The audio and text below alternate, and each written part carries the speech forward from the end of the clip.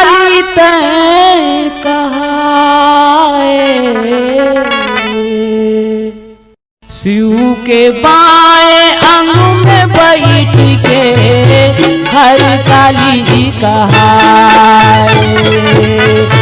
शिव के बाएं अंग में बैठ के हर काली कहाए।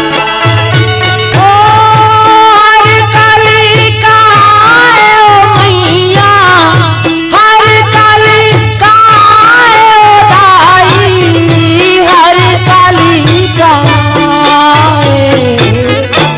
शिव के बाएं अंग में बैठ के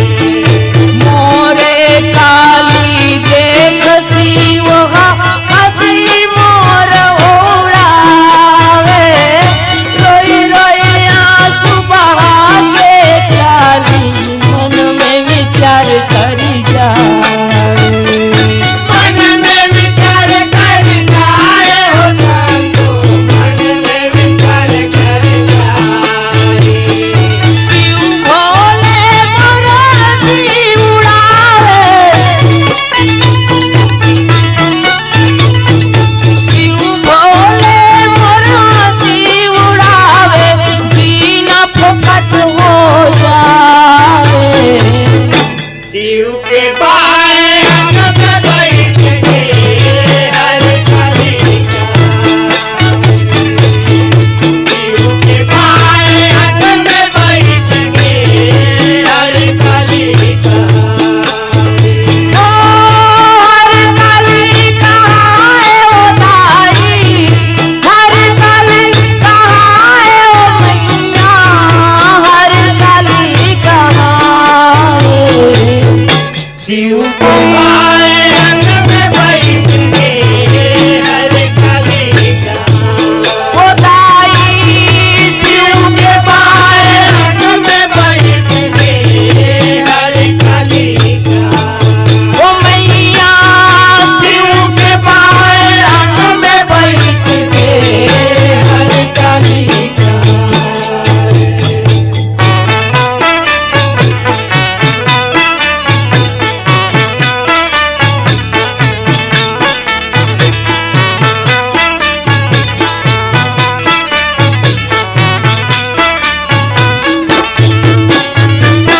अग्नि में देह भस्म करे बस मन में काली सोच जावे, हरि फल हर कांति गुरुआ घास त्याग कर जावे।